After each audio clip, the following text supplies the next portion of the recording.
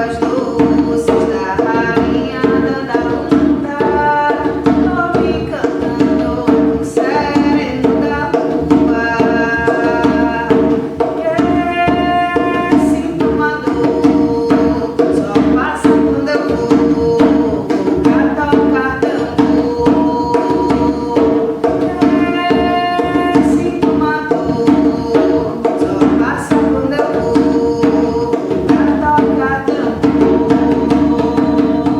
Eu me chamo Mayara Almeida, né, e tenho 39 anos e tem mais ou menos uns 10 anos, um pouco mais de 10 anos que eu tenho me dedicado à música, de verdade, assim, tipo, agora eu quero isso pra minha vida. Na verdade, eu venho de uma família de sambistas, então em casa é um mini quilombo na cidade, é uma casa ainda com vó, meu avô já foi embora, mas né, antes era ele, os principais, patriarca e matriarca, e eles tiveram 10 filhos, e aí esses tios, os irmãos da minha mãe, eles tocam samba, né? Se aproximaram do movimento do samba. Isso foi um movimento que aconteceu muito forte, acontece até hoje no quintal da casa da minha avó, que é o quintal da Dona Elisete, o quintal da Lilita. Eu não ligo, meu modo de tratar.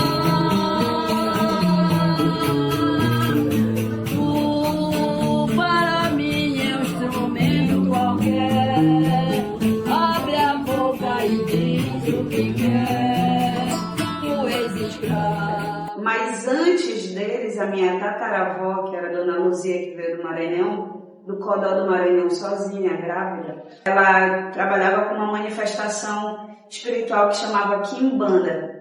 E aí, como existe a diluição da cultura negra, né, nas comunidades, enfim, na história do Brasil, então ela sai da Quimbanda, minha bisavó vira umbandista e a minha avó virou católica. Então, né, a Quimbanda e a Umbanda, elas são muito ligadas com a musicalidade, né? Os tambores, com os coros, as vozes, né? E aí houve essa diluição, mas a música acompanhou. Então a minha bisavó, ela tinha um palco no quintal de casa que chamava Pastorinha, a manifestação que elas faziam lá. E aí a minha avó, que virou católica, virou salmista da igreja. Então sempre teve uma musicalidade muito forte em casa, né? E uma percussividade também. E aí, naturalmente, eu não entendia muito bem aquela roda de samba, nunca dei muita importância e achava até triste, né? Então, na adolescência, eu fui um pouco para a linha do rock, né? Virei headbang uma época, gostava de ouvir Retaliator e Mitra, que eram os grupos de metal que tinha em Belém. Só que aí eu fui entendendo, né, que esses movimentos eram muito brancos, e aí fui voltando para minha cultura, assim, naturalmente, né. E teve um belo dia que eu tinha um namoradinho e ele tava rolando uma roda de samba perto, e aí eu falei, eu toco esse instrumento aí, que era o pandeiro, e ele falou, é mesmo? Eu falei, Aí eu peguei o instrumento e toquei, assim, todo mundo ficou, uau. Sei lá, eu tinha uns 20 anos, eu falei, olha, isso chama atenção, né? Acho que eu vou usar meu favor também, quando eu quiser chamar atenção. E aí eu fui sentindo que eu poderia, enfim, aquilo poderia ser algo bom para mim também. E aí fui adentrando no movimento cultural na Praça da República. O mestre Jimmy, que era uma das pessoas que tinha frequentado o samba de casa, foi morar na Espanha. E quando ele voltou, ele fez um espaço cultural etnias em Belém. Ele falou, Mayara, vamos para lá com a gente. Comecei a ir para lá, ajudei a construir desde pintura na parede, pintura nos bancos, até que comecei a cantar também. Ficava às vezes na portaria, vendia as coisas. E aí ele disse, não, vem cantar também aí. Fui desenvolvendo a parte do canto. E antes de ir para o mestre Jimmy, eu fui do Santo Daime, que é uma linha religiosa, né, espiritual, que não tem padre, nem pastor, nem rabino, nem pai de santo, nem mãe de santo. Quem ensina é o chá, né, do cipó e da folha, né, da rainha, então, do jagube e da rainha. E aí, durante o trabalho inteiro, é só música, que a gente chama de hino, né, então a gente comunga da bebida teógena e depois dança e toca. Fiquei durante um tempo também, foi um lugar que abriu muito a musicalidade para mim, porque depois de um tempo também as responsabilidades vão surgindo, e aí eu passei a, em algum momento, cantar também lá. E aí quando a puxadora oficial não ia, às vezes eu que tinha que cantar, ou então ela saía para ir no banheiro, alguém tinha que puxar, essa pessoa era eu, e outras também que estavam por lá. Mas eu me vi às vezes nessa responsabilidade, então passei a estudar mais o inário, passei a ter mais compromisso com isso. Na época era só o que eu fazia, porque eu fui mãe muito cedo, então eu vivi a maternidade mesmo. Eu não tinha outra pessoa para cuidar do meu filho, então eu não trabalhei no período até, sei lá, os 10 anos de idade dele. Eu foquei só na maternidade, então o que eu fazia para além da maternidade era ir pro Santo Daime e rezar. E passar a noite rezando. E rezar cantando, né? Aí depois o mestre Dia me chamou, aí fui me envolvendo no carimbó. Me afastei um pouco do Santo Daime e passei a frequentar muito a rua, nas rodas de carimbó, nas rodas de coco, de tambor de rua. Aí comecei a ir pros terreiros. Aí aqui também tinha um espaço, mudou, antes ficava em Canudos, mas agora está em Outeiro, que é Casa de Afroenvolvimento, Casa Preta, coordenada pelo Dom Perna. Aí lá a gente tinha um grupo de maracatu que ele convidou pra gente cantar, pra eu cantar. E aí a gente passou a frequentar a casa e a quase morar nessa casa. E lá a gente estudava maracatu, coco, carimbó e recebia também pessoas de fora daqui para dar aula pra gente sobre cultura negra, sobre ancestralidade, história. Naturalmente, a gente que estava por ali confluindo, brincando, estudando junto, a gente criou um grupo que chamava Vozes de Fulô.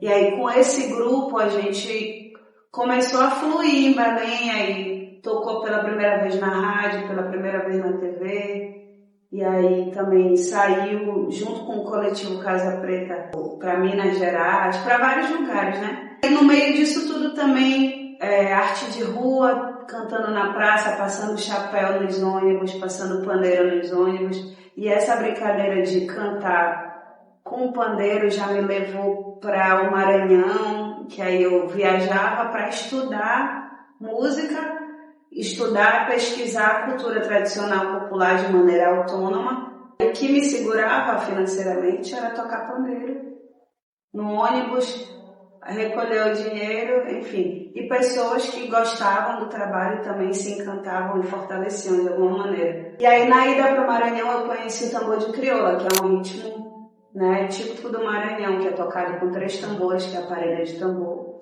Aí quando voltei para Belém procurei um grupo de tambor, então aqui tem um bairro periférico, que é o bairro da Terra Firme, que é composto por muita gente do Maranhão. E aí eu fui atrás desse grupo para dar continuidade no estudo. Isso, já estou no grupo, brincando e tocando, já tem 7 anos. Esse ano faz 7 anos. E agora, depois que fez 7 anos, o nosso mestre me deu o aval para ter o meu próprio tambor.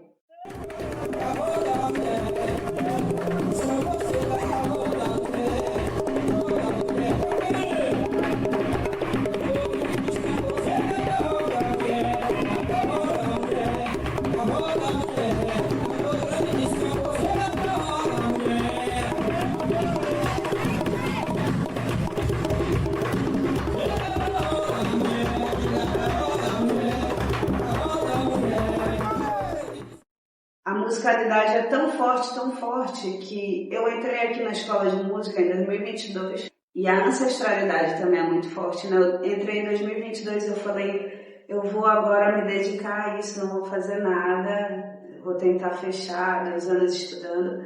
Só que aí surgiu um convite inusitado de ir para Israel, trabalhar com um grupo de capoeira, né? Na época eu sempre fui essa menina negra do bairro da Cremação Periférico, que não entendia muito bem de política mundial. Eu sabia o que era ser uma mulher negra, estudava a história do povo negro, mas, né, para falar a verdade, eu não sabia nem qual lugar do mapa ficava Israel. Aí fui pesquisar, aí fui saber algumas coisas, né, complexas sobre Israel. Fiquei morando durante 6 meses, tranquei aqui na escola de música e fui para lá. O que é importante dizer é que Israel ama a cultura brasileira, né? Tem muita gente lá fazendo chorinho, forró, capoeira Angola, capoeira regional. E quando fala em Brasil, é isso que as pessoas fazem. E quando eu fui, que fiquei durante esses 6 meses lá, fiquei trabalhando também com cultura tradicional, mostrando como toca tambor de crioula, como toca carimbó, cantando para o mestre Verequete. E eles gostam tanto do Brasil que tem um festival lá que chama Mama Brasil. E aí só brasileiros ou pessoas que trabalham com cultura brasileira que participam desse projeto, né? Quando voltei de lá, passei na UEPA para fazer licenciatura em música. E aí voltei porque a guerra começou. E aí vim resgatada no avião do Lula, acho que no 5º, sei lá. E cheguei segura aqui e aí passei na universidade para fazer licenciatura na UEPA. E aí tô já no 5º semestre. Parece que abriram as porteiras e quando foi julho de 2024, julho de 2025, um grupo de carimbó me chamou para fazer uma turnê com eles lá na Europa. E aí eu fui, a gente tocou inclusive no Festival de Montreux, a gente tocou na Suíça, tocou na França, tocou na Alemanha. Em 2025 também a gente voltou para fazer na França, principalmente na região norte da França, na Bretanha, e também na Espanha. E aí o meu estudo continuou aqui também, aí destranquei aqui a UEPA e vim finalizar. Em 2023, logo que eu voltei de lá de viagem, de Israel, a gente conseguiu aprovar um projeto do governo, junto com o produtor que é o Pedro Viana. E aí a gente fez o álbum Cantigas de Encantaria, que tem um coco, que é um dos ritmos também que a gente tocava com Vozes de Fulô, um coco, tem um samba, que é a linhagem familiar, tem um boi que eu fiz junto com o mestre João do Boi Travesso lá do Guamá. E tem uma música também que a gente conseguiu aprovar um projeto para fazer um videoclipe e lançar uma música. Foi a primeira que eu lancei, na verdade, que é a Minha Cura, que é um coco também misturado com ciranda, um pouco coco, um pouco ciranda, e tem a influência do carimbó. O Vozes de Fulô era esse grupo também que eu criei junto com 2 amigos, que é o que a gente chama de coco amazônico, porque não tem coco. O coco, na verdade, ele vem lá do Nordeste, né? Tem alguns compositores que fizeram coco aqui, mas a gente conseguiu fazer um movimento de coco aqui e a gente tocava alfaia, né? Nele também, mas a gente misturava muito da nossa percussividade, da nossa memória percussiva e afetiva com o coco. Então, no coco não tem curimbó, que é o instrumento do carimbó. Mas a gente botava curimbó para tocar. A alfaia a gente também usava, mas não tocando exatamente igual como a galera faz, como as pessoas fazem no Nordeste, né? A gente usou a nossa maneira de tocar e isso foi acontecendo de maneira orgânica. Eu sempre coloquei na minha cabeça que qualquer lugar que eu fosse, eu ia tentar buscar a musicalidade ancestral que tivesse nesse lugar. Eu acabei colocando isso tudo no trabalho também. É o boi, é o carimbó, é o coco, o samba, e aí tem esse outro trabalho que não foi gravado, mas que a gente está desenvolvendo, que é o estudo com o tambor de crioula, com o meu próprio tambor. Ele está sendo feito, o tambor precisa passar por um ritual de iniciação e de limpeza, que ele precisa ser batizado. A gente até pode sair para tocar e para estudar ele, mas oficialmente ele vai ser batizado em algum momento com esses mestres que me ajudaram a construir. E aí eu acho legal falar sobre isso porque música a gente não faz só gravando um álbum, né? Música a gente não faz só tocando tambor de crioula, né? Então, às vezes tem alguns professores que não têm um trabalho de palco, mas o que eles estão... Ou professor ou alunos mesmo, né?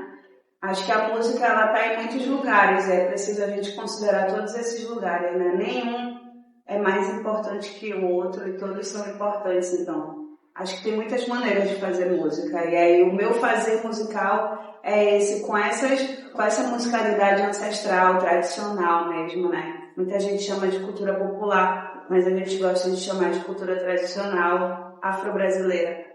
Que tudo que a gente faz acaba caindo um pouco de carimbó, um pouco de lundu, né? Não tem como desconectar, né? O carimbó também foi uma linhagem que me puxou muito, assim, pra música. Acho que o primeiro movimento musical realmente que eu tive foi indo para o Espaço Cultural do Mestre Jimmy. E depois de lá, o mestre Flávio Gama e o mestre Ronaldo Curuparé me levaram para viajar aos interiores com eles. A gente foi para Bragança e trabalhou durante o período da Marujada. E depois a gente foi para Algodoal, tocar em Algodoal. Então foram 3 mestres que foram muito potencializadores no meu trabalho. E aí, naturalmente, isso acaba transpassando, né, para minha musicalidade. O próprio coco que a gente faz aqui, o coco que eu gravei em miniatura, ele tem corimbó, ele tem uma pegada aqui da Amazônia mesmo. O próprio tambor de crioula, por mais que ele esteja fora da cidade dele, ele acaba ganhando,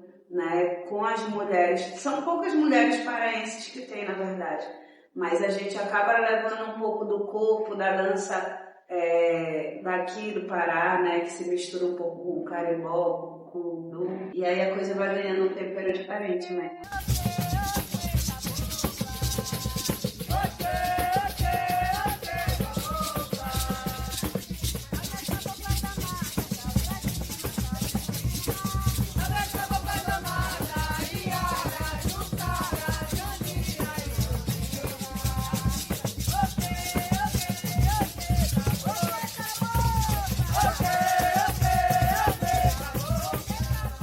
Sobretudo, tem a musicalidade amazônica, ela também se trata de quem é o povo que produz essa musicalidade, né? Que é o povo indígena, é o povo negro. Quando ela se projeta também, por mais que seja uma produção feita por essas pessoas, mas acabam sendo outras pessoas, né, que se assemelham muito mais ao povo que está no Sudeste, pessoas de tez mais clara mesmo, sendo oportunizado para demonstrar a cultura local. Mas tem uma coisa que fica resguardada aqui, é como se fosse um ouro também que acaba não saindo, né, daqui. A gente...